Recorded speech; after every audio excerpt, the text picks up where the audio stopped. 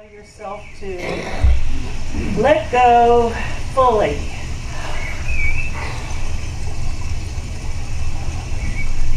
of any mind chatter, any thoughts that keep you from being fully present in this moment.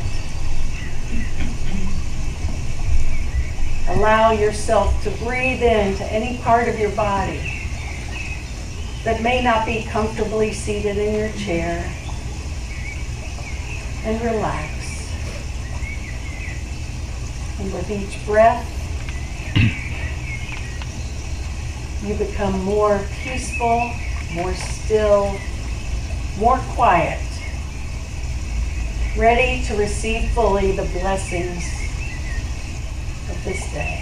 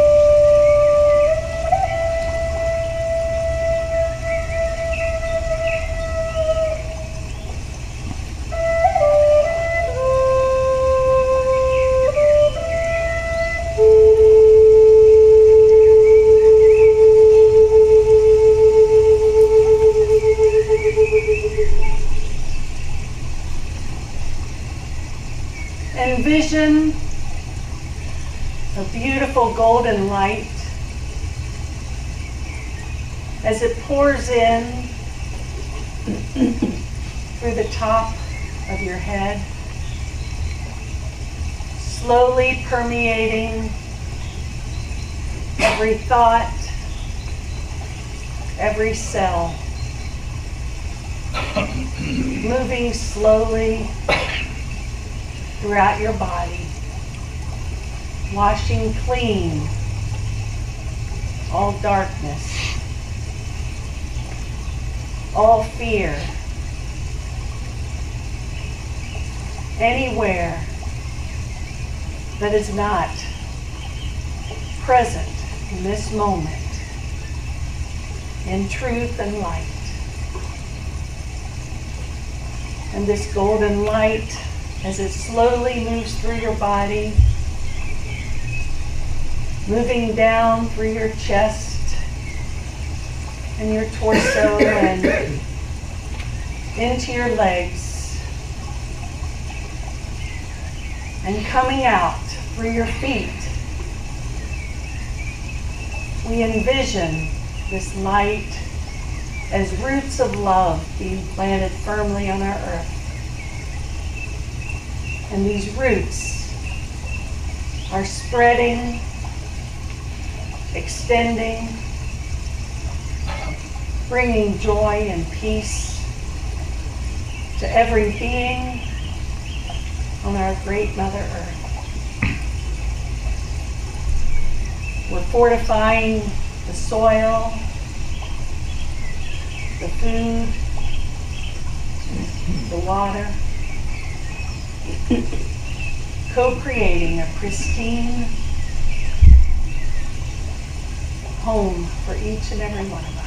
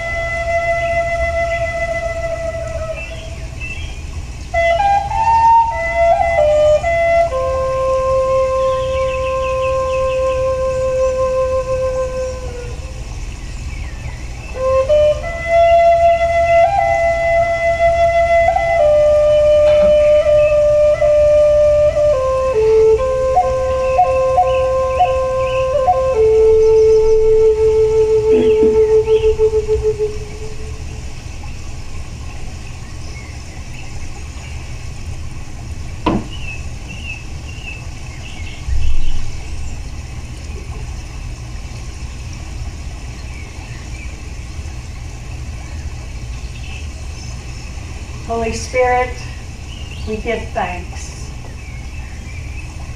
And we know that through our collective hearts, our intention, our desire to be in a world where peace and love prevail, that we have in these past few moments co-created a new earth.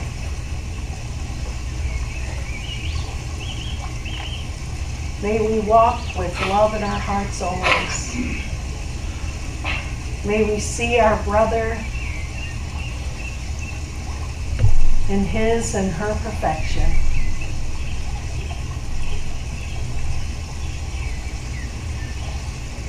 We place our future in your hands and know that all is well. And so it is.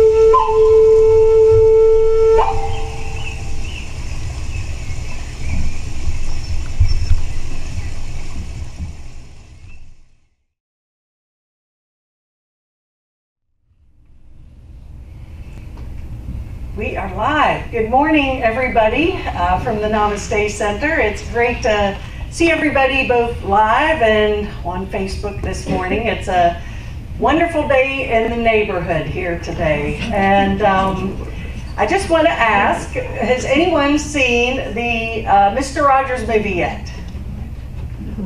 1, 2. Okay, 3. So anyway, how many of you guys actually watched Mr. Rogers when you were kids? Okay, a lot more. Well, I tell you what, I actually did not. I don't know why, I just didn't. It was just not in the radar of the house I grew up in, I guess.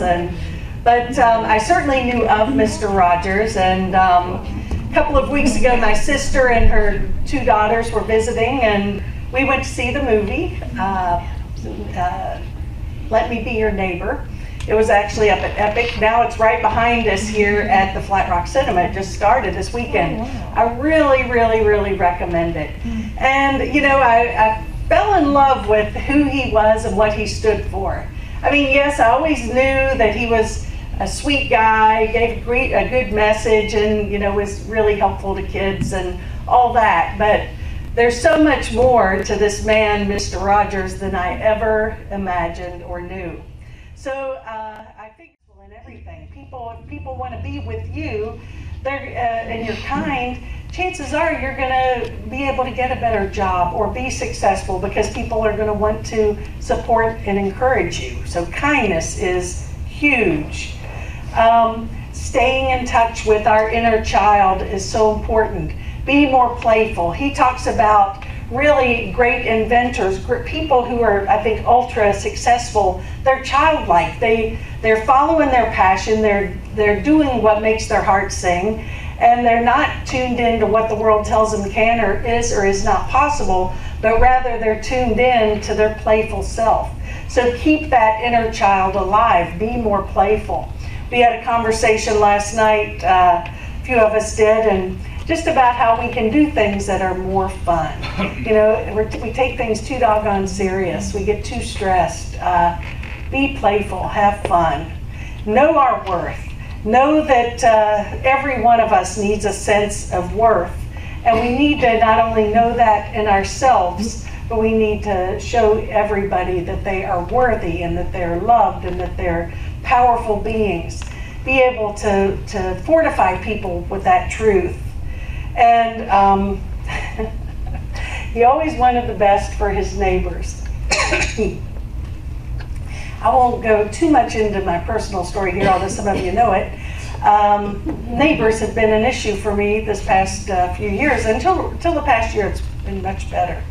But it's not much fun to not get along with your neighbors. Now, fortunately, I do now. We do. We have wonderful neighbors. One's here today, and it's great to really be in harmony with your neighbors. I know that going back to my childhood home, my younger sister bought the house after my parents passed, and she's, it's a real neighborhood. The neighbors come up and they sit and they have coffee and they visit and they look out after the house, and that's been lost somewhere, okay?